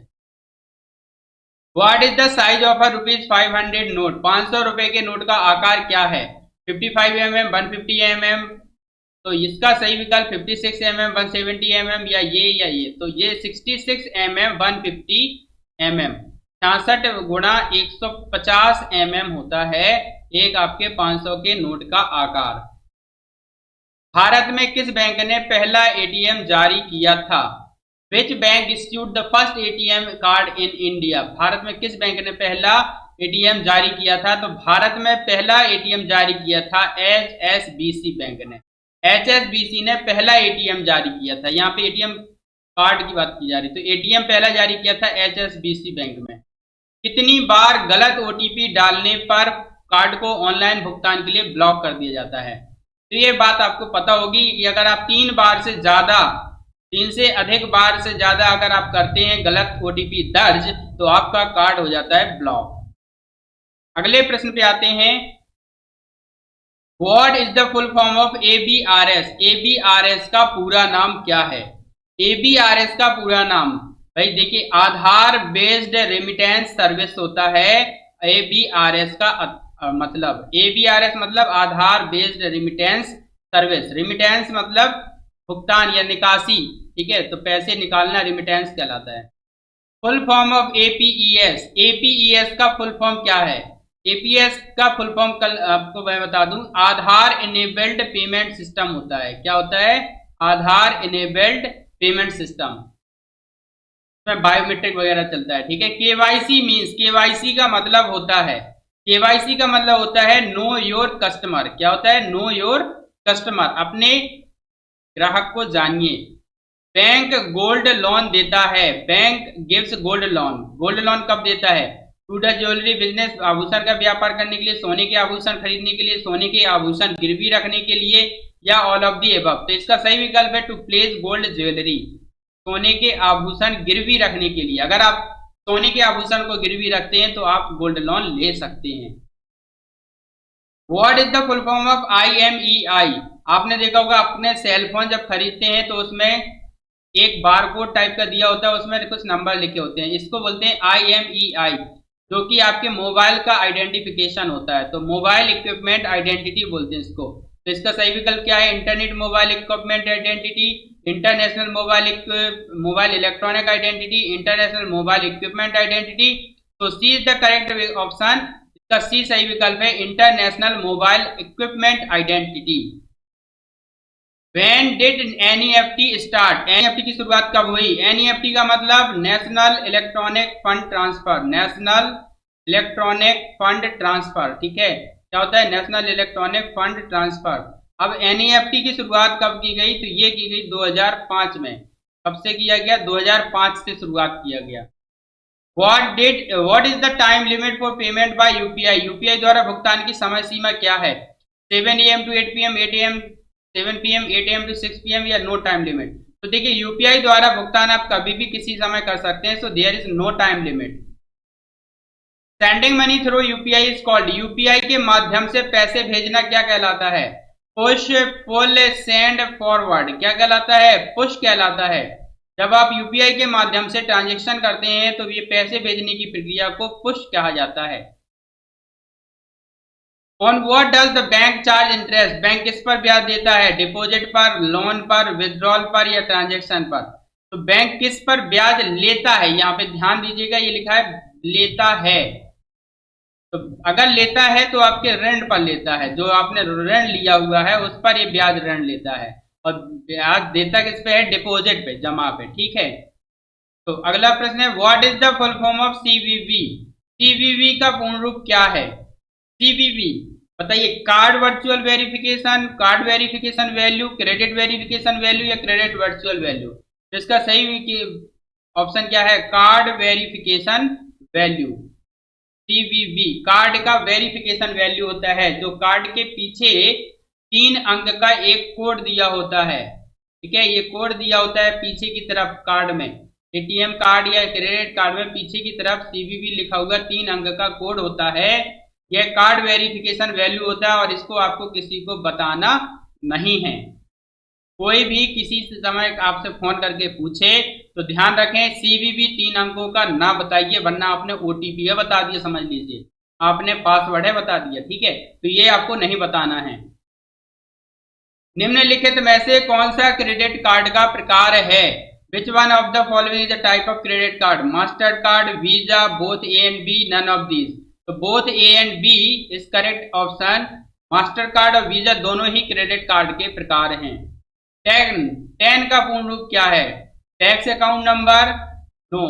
Tax number, no. Tax deduction and collection account number, ये 10 नंबर होता है। Tax deduction and collection account number, जो टैक्स को काटने वाला और उसको कलेक्ट करने वाला होता है किसी एम्प्लॉय का, उसका वो 10 नंबर 10 कहलाता है। तो 10 कोई आपका जो टैक्स कलेक्टर होता है वो रखता है इसको। ठीक है, और आपके पास कौन सा होता है? आपके पास होता है PAN number, permanent account number. PAN का मतलब permanent account number, permanent account number. ठीक है, एंड इसके बाद प्रश्न है, how many numbers are in the MICR code? MICR code में कितनी संख्याएं होती हैं? MICR stands for magnetic ink character recognition, magnetic ink character recognition. और ये क्या होता है? जो चेक बुक होती है ना, चेक में एक ये 9 अंकों का कोड होता है जिसमें लास्ट के 4 डिजिट लिख दिए जाते हैं। तो ये 9 अंक का होता है। कितना होता है? 9 अंक का। MICR में कोड में कितनी संख्याएं होती हैं? 9 संख्याएं होती हैं। इसके बाद अगला प्रश्न है, OTP, what is the time limit for OTP? OTP की समय सीमा कितनी होती है? 5 मिनट, 10 मिनट, 25 मिनट? तो जो बाय डिफॉल्ट सीमा होती है वो अधिकतम 10 मिनट की होती है। कितनी होती है? 10 मिनट। 10 मिनट के बाद वो ओटीपी एक्सपायर हो जाता है। तो ये लिमिट होती है डिफॉल्ट सीमा 10 मिनट। निम्नलिखित में से पेटीएम किससे संबंधित है? 197 communication, Flipkart internet private limited, Paytm business India, payment bank India private limited. तो जो पेटीएम है भाई वो 197 कम्युनिकेशन का उपकरण है, उसका ही एक ये ऐप है। 197 कम्युनिकेशन कंपनी का पेटीएम ऐप होता है। ठीक है, तो ये अगला प्रश्न आपको याद कर लेना है। What is the maximum service charge prescribed per transaction in IMPS excluding service tax? Excluding मतलब कि सेवा कर को छोड़कर। IMPS में प्रति लेन देन के लिए निर्धारित अधिकतम सेवा शुल्क कितना है? कितना है भाई? 5, 10, 25, 15? कौन सा विकल्प सही है? तो इसका सही विकल्प है डी, 15 रुपए। 15 रुपए निर्धारित है IMPS शुल्क अधिकतम। What is the full form of UTR? UTR का पूर्ण रूप क्या है? UTR देखिए, जब आप लेन देन करते हैं तो 12 अंकों का आपको UTR मिल जाता है। किसी किसी में 15 अंकों का UTR दिया होता है। ठीक है, तो ये जो UTR है वो क्या है? UTR आपको बताना है। तो ये क्या है? यूनिक ट्रांजेक्शन रेफरेंस है। क्या है? यूनिक ट्रांजेक्शन रेफरेंस, जिससे कि यूनिक आपके द्वारा अद्वितीय भुगतान जो किया गया उसकी संख्या, संदर्भ संख्या, unique transaction reference. Which of the following is used to send money outside India? निम्नलिखित में से किसका उपयोग भारत के बाहर पैसा भेजने के लिए किया जाता है? अगर आपको भारत से बाहर पैसे भेजना है या लेन देन करना है तो आपको इसके लिए स्विफ्ट कोड का उपयोग करना पड़ता है। कौन से कोड का? स्विफ्ट कोड का। ये स्विफ्ट कोड आपको आपकी बैंक के द्वारा दिया जाता है। आपको अपने बैंक में जाकर के स्विफ्ट कोड लेना होगा और फिर आप ये फॉरेन करेंसी से लेन देन कर सकते हैं। ठीक है, तो इसके बाद अगला प्रश्न आता है, प्रधानमंत्री जीवन ज्योति बीमा योजना क्या है? व्हाट इज द प्रधानमंत्री जीवन Jyoti Bima Yojana? Life insurance up to 2 lakh, accident insurance cover या दोनों? तो भाई दोनों ही हैं। प्रधानमंत्री जीवन ज्योति बीमा योजना के अंतर्गत आपको 2 लाख तक का बीमा मिलता है, वो भी एक्सीडेंट इंश्योरेंस कवर मिलता है, और ये दोनों है, ए और बी दोनों इसके सही विकल्प हैं। How many digits does the IFSC code contain? IFSC code में कितने अंक होते हैं, जैसे कि आपने बैंक का दिया SBIN, ठीक है, 4 टाइम 0 1 0 7, तो ये जो कोड है ये आईएफएससी कोड है। BOR BARB 0, ठीक है, 0098, तो ये एक्स जो बैंक ऑफ बड़ौदा का हुआ SBIN का, ये 11 अंकों का होता है। कितना होता है? 11 अंकों का होता है IFSC code. What is the full form of USSD? USSD का फुल फॉर्म क्या है?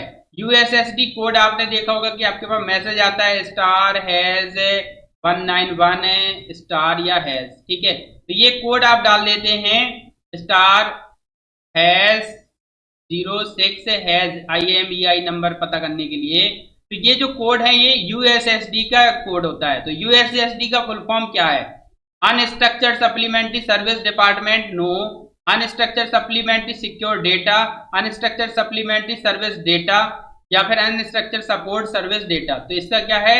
अनस्ट्रक्चर्ड सप्लीमेंट्री सर्विस डेटा का होता है अनस्ट्रक्चर्ड सप्लीमेंट्री सर्विस डेटा, इसका सही विकल्प है। अगला प्रश्न है e wallet is used for. E wallet का इस्तेमाल होता है, इसमें होता है cheque payment, cash payment, digital payment या नन ऑफ द अबव। तो ये डिजिटल पेमेंट के लिए ई वॉलेट का उपयोग या इस्तेमाल किया जाता है। MMID का पूरा नाम क्या है? What is the full form of MMID? Mobile money India, mobile money identifier, both A and B, none of the. तो इसका बी विकल्प सही है, मोबाइल मनी आइडेंटिफायर MMID का पूरा नाम होता है। The IFSC code consist of. IFSC code में शामिल हैं कितने? 10 digit 3 letter, 14 digit 4 letter, 7 digit 4 letter या 11 डिजिट 4 लेटर। तो इसमें सही विकल्प कौन सा है? 7 डिजिट 4 लेटर्स। तो 11 अंकों का होता है, जिनमें से 4 अंक आपके लेटर होते हैं, सब अक्षर होते हैं, और इसके बाद फिर आपके नंबर्स होते हैं, ठीक है। तो इसका ये 7 डिजिट 4 लेटर वाला विकल्प सही है। OTP one time password is use for safe login and safe online transfer of money. सुरक्षित लॉगिन, सुरक्षित पैसा ट्रांसफर, सुरक्षित ऑनलाइन लेन देन के लिए OTP का इस्तेमाल होता है, ट्रू या फॉल्स? तो it is true, true statement है। तो ये थे 50 प्रश्न। आशा है कि आपको वीडियो पसंद आया होगा। वीडियो को लाइक जरूर कर दीजिएगा और वीडियो को शेयर जरूर कर दें। एंड इसके बाद आपको सबसे जरूरी काम करना है वो है चैनल को सब्सक्राइब करने का। तो चैनल को सब्सक्राइब भी कर लीजिए। मिलते हैं नेक्स्ट पार्ट में, तब तक के लिए बाय बाय। लिखित में से कौन सा एक भविष्य कौशल माना जाता है? Typing, data analysis, filing, stamp ceiling. तो इसका बी विकल्प सही है, डेटा एनालिसिस। डेटा एनालिसिस भविष्य कौशल माना जाता है। आप डेटा को कितने अच्छे तरीके से एनालाइज करते हैं। डेटा एनालिसिस के अंतर्गत ही आपके आर्टिफिशियल इंटेलिजेंस टूल्स आते हैं, जैसे ChatGPT, ठीक है। तो ये डेटा एनालिसिस की वजह से ही संभव हो पाया है। इन्होंने डेटा को एनालाइज किया और फिर डेटा को आपके सामने प्रस्तुत करते हैं रिपोर्ट्स। तो ये डेटा एनालिसिस भविष्य का कौशल माना।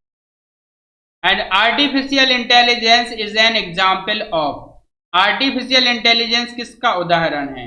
Physical skill, digital skill, manual work या ट्रेडिशनल वर्क। तो इसका B is correct option, digital skill. क्या है? डिजिटल स्किल आर्टिफिशियल इंटेलिजेंस का एक एग्जाम्पल है।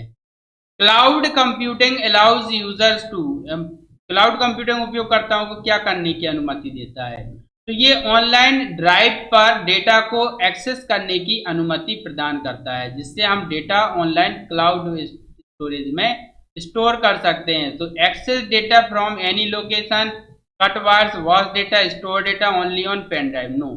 Access data from any location, मान लो आपने अपने गूगल ड्राइव में अपने डॉक्यूमेंट्स को सेव कर रखा है, ठीक है। अब आप चले गए दिल्ली और दिल्ली में घूमते हुए आपको नीड पड़ी इन डॉक्यूमेंट्स को। तो ये डॉक्यूमेंट्स आप वहां पे इंटरनेट से लॉग इन करके किसी भी कैफे पे जाकर के एक्सेस कर सकते हैं।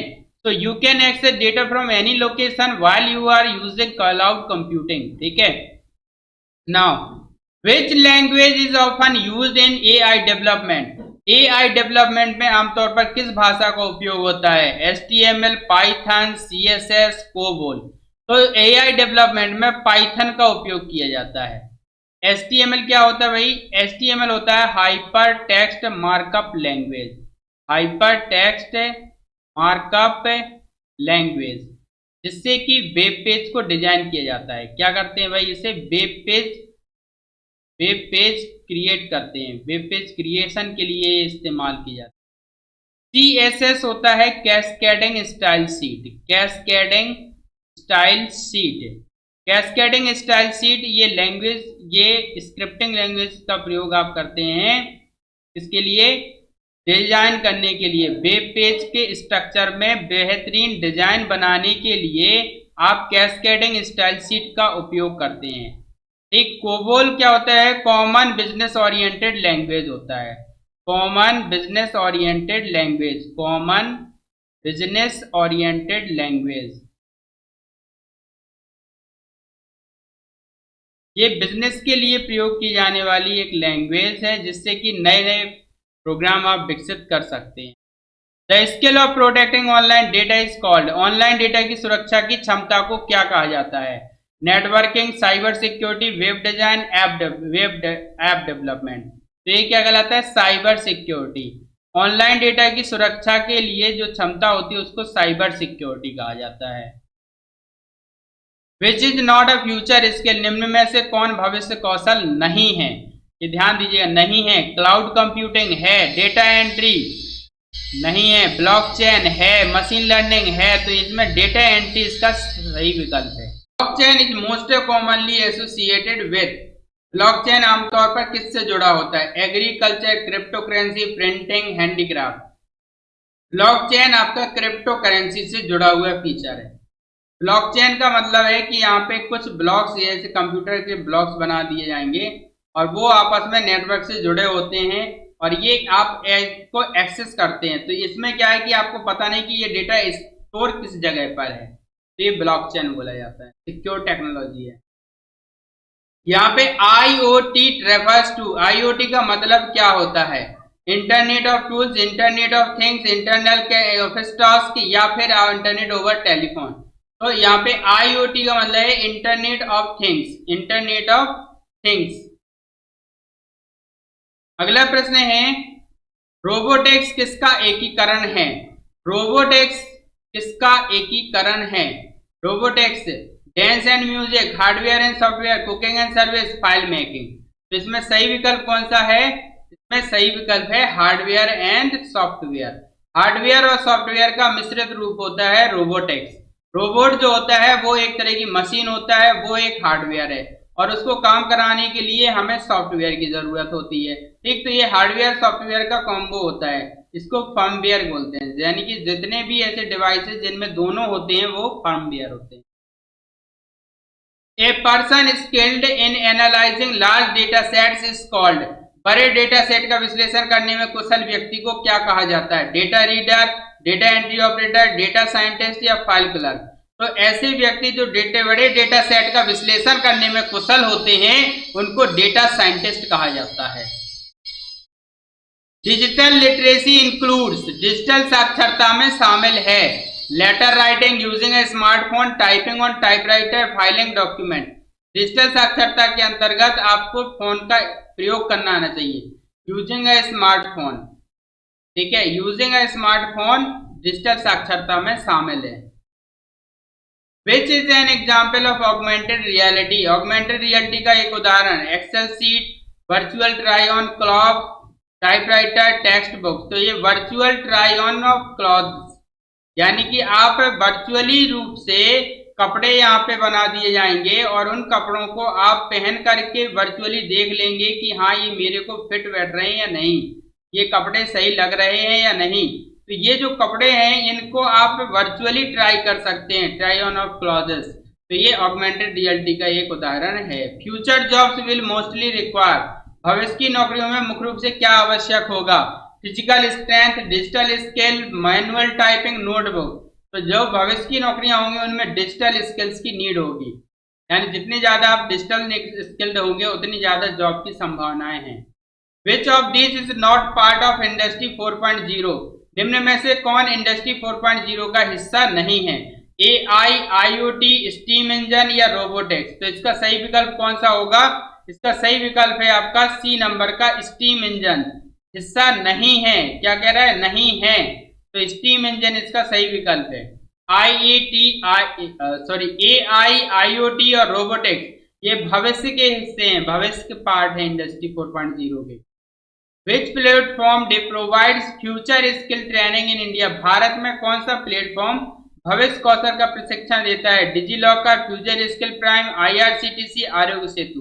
तो इसमें बी विकल्प सही है, Future Skill Prime. Future Skill Prime आपको भविष्य कौशल का प्रशिक्षण देता है। इसके बाद प्रश्न है साइबर सिक्योरिटी मीन, साइबर सुरक्षा का अर्थ है protecting physical machine, protecting digital data and system, securing office files, filing data manually. तो बीच correct option protecting digital data and systems. ये डिजिटल डेटा और सिस्टम को सुरक्षा प्रदान करता है साइबर सुरक्षा में। A strong password should include, एक मजबूत पासवर्ड में क्या शामिल होना चाहिए?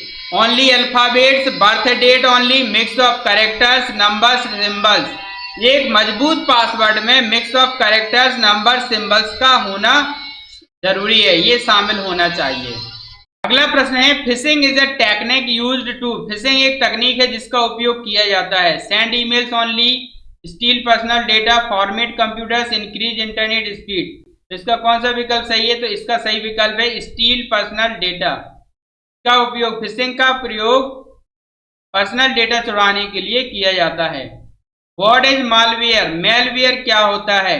Malware antivirus software, type of virus, text editor, OS। तो एक तरह का वायरस होता है। मेलवेयर क्या है? A type of virus. अब फायरवॉल हेल्प्स इन, फायरवॉल किसमें मदद करता है? Printing document, power backup, protecting against unauthorised access या मेकिंग फोन कॉल। तो फायरवॉल जो होता है वो आपको अनऑथराइज्ड एक्सेस करने से रोकता है, protecting against unauthorised access. Which of these is not a cyber crime? इनमें से कौन साइबर अपराध नहीं है? हैकिंग है, साइबर बुलिंग है, ऑनलाइन शॉपिंग नहीं है, फिशिंग है। तो इसमें सही विकल्प है ऑनलाइन शॉपिंग। ठीक है। अगला प्रश्न है व्हाट इज रैंसमवेयर? रैंसमवेयर क्या है? Ransomware malware that demands money, free software, antivirus, hardware issue। malware that demands money is the correct option। Two step verification adds, two step verification क्या जो होता है? More money, extra security layer, speed, design. तो two step verification extra security layer को add करता है। What is the purpose of antivirus software? Antivirus software का उद्देश्य क्या है? Formatting, virus detection and protection, photo editing, document typing. तो virus detection and protection इसका काम होता है एंटीवायरस सॉफ्टवेयर का। What is OTP stand for या OTP यूज फॉर? OTP का उपयोग किसके लिए किया जाता है? डेटा एंट्री के लिए, security verification, photo upload, app download. तो किसके लिए करते हैं भाई? सिक्योरिटी वेरिफिकेशन के लिए। विच of the following is a secure practice? निम्न में से कौन एक सुरक्षित अभ्यास है? शेयरिंग पासवर्ड बिल्कुल सुरक्षित नहीं है। क्लिकिंग अननोन लिंक्स असुरक्षित है। Using public wifi for banking, public wifi use नहीं करना चाहिए बैंकिंग के लिए। रेगुलरली अपडेटिंग सॉफ्टवेयर, यस ये सुरक्षित अभ्यास है, आपको अपने सॉफ्टवेयर को रेगुलरली अपडेट करते रहना चाहिए। साइबर एथिक्स इंक्लूड, साइबर नैतिकता में शामिल है respecting privacy, कॉपिंग password, sharing personal info, hacking accounts. तो क्या है इसमें शामिल? ना तो कॉपिंग पासवर्ड, पासवर्ड कॉपी नहीं करना चाहिए, शेयरिंग पर्सनल इन्फो ये नहीं करना चाहिए, हैकिंग नहीं करना चाहिए। तो क्या है? रिस्पेक्टिंग प्राइवेसी, दूसरे व्यक्तियों की प्राइवेसी को रिस्पेक्ट देना चाहिए, ये साइबर एथिक्स में आता है। ये एटिकेट होना चाहिए आप में, मैनर, नैतिकता होनी चाहिए कि आप किसी के डेटा को ना चुराएं। इनमें से कौन आपकी ऑनलाइन पहचान की सुरक्षा करता है? Cookies, proxy server, firewall, dark web. Cookies जो होता है वो आपके डेटा या वेब ब्राउजर की इंफॉर्मेशन को स्टोर करता है। तो ब्राउजर की इंफॉर्मेशन और आपके यूजर प्रेफरेंस को स्टोर करता है कुकीज। ठीक है, तो ये कुकीज नहीं है। और प्रॉक्सी सर्वर क्या करता है? आपकी ऑनलाइन पहचान बनाता है जिससे कि IP एड्रेस को एक्सेस किया जाता है। तो ये प्रॉक्सी सर्वर आपका इसका सही विकल्प है। फायरवॉल आपके कंप्यूटर की सुरक्षा प्रदान करता है नेटवर्क में जोड़ने पर। ठीक है। और डार्क वेब एक तरह का काले धंधों के लिए प्रयोग किया जाने वाला वेब होता है। तो इसमें बचा क्या, प्रॉक्सी सर्वर इसका सही विकल्प है। यदि आपको एक संदिग्ध ईमेल प्राप्त हो तो आपको क्या करना चाहिए, what should you do if you receive a suspicious email, click it, forward it, ignore और रिपोर्ट इट, रिप्लाई फास्ट। तो आपको क्या करना चाहिए, इग्नोर करना चाहिए या इसकी रिपोर्ट करना चाहिए। ठीक है। अगला प्रश्न है, वीपीएन का पूरा नाम क्या है, the full form of VPN is, VPN का पूरा नाम वर्चुअल प्राइवेट नेटवर्क होता है। क्या होता है, virtual private network. Cyber laws help in, cyber कानून किस में मदद करते हैं, sending messages, legal protection against cyber crime, watching video, editing document. तो इसका ये आपका बी नंबर का विकल्प सही है, legal protection against cyber crime. Cyber कानून लीगल प्रोटेक्शन देता है साइबर क्राइम के विरुद्ध। साइबर बुलिंग का उदाहरण क्या है, which one is an example of cyber bullying, cyber bullying का उदाहरण online shopping, sending abusive messages, watching YouTube, using Google map. तो एब्यूसिव मैसेज, गाली भरे संदेश भेजना साइबर बुलिंग कहलाता है, किसी को नग्न चित्र भेजना साइबर बुलिंग कहलाता है, किसी को धोखाधड़ी करके उसके उपयोग करना उसके डेटा का, तो वही साइबर बुलिंग कहलाता है। सिक्योर वेबसाइट स्टार्ट्स विद, सुरक्षित वेबसाइट किससे शुरू होती है, HTTP, www, HTTPS साइट। तो ये सुरक्षित वेबसाइट शुरू होती है HTTPS से। बायोमेट्रिक डेटा दर्ज करने के लिए कौन सा उपकरण उपयोग किया जाता है, keyboard, mouse, fingerprint scanner, printer. तो बायोमेट्रिक डेटा दर्ज करना है तो आपको फिंगरप्रिंट स्कैनर की जरूरत होती है। व्हाट इज आइडेंटिटी थेफ्ट, पहचान की चोरी क्या है, पहचान की चोरी क्या है, using someone else data illegally, using own one's own ID, changing password, formatting device. तो पहचान की चोरी आइडेंटिटी थेफ्ट क्या है, using someone else data illegally, किसी के डेटा को इलीगली यूज करना, ठीक, या उसकी पहचान, और किसी यूजिंग वंस ऑन आईडी। आपका ये दोनों विकल्प सही है, लेकिन इसका ज्यादा उपयुक्त है using someone else data illegally, ये इसमें शामिल हो जाता है। ठीक है, तो इसका पहला विकल्प सही है।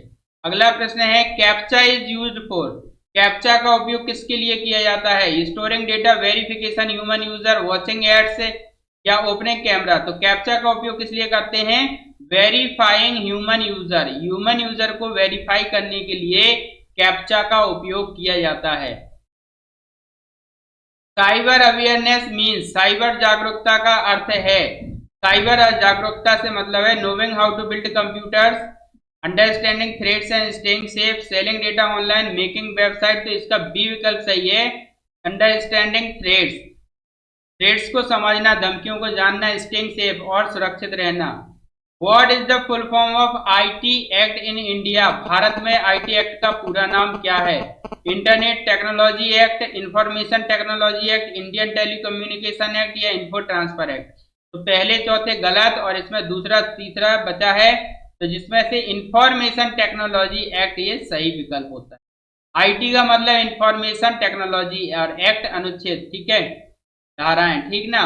इसके बाद है, a good cyber hygiene practice is, एक अच्छा साइबर स्वच्छता अभ्यास है, using same password everywhere, no, clicking ads, no, changing password regularly, ignoring updates. तो ये है इसका सही, चेंजिंग पासवर्ड्स रेगुलरली। अगला और अंतिम प्रश्न, व्हाट इज एनक्रिप्शन, एनक्रिप्शन क्या है, data beautification, data translation, securing data by converting into code, uploading data. तो ये क्या है, एनक्रिप्शन से मतलब है डेटा को एक सिक्योर कोड में कन्वर्ट करना, securing data by converting into code. जैसे आपका फेसबुक या व्हाट्सएप पे डेटा एनक्रिप्टेड रहता है, यानी कोई भी व्यक्ति अगर वो डेटा कॉपी करके कहीं और उपयोग करना चाहेगा, ऑनलाइन चुराना चाहेगा, तो वो उसका उपयोग नहीं कर पाएगा, क्योंकि वो एक कोड में ये रहता है। ठीक है, तो ये थे 40 महत्वपूर्ण प्रश्न। आई होप कि वीडियो पसंद आया, वीडियो को लाइक करें, चैनल को सब्सक्राइब करें और वीडियो को ज्यादा से ज्यादा शेयर करें।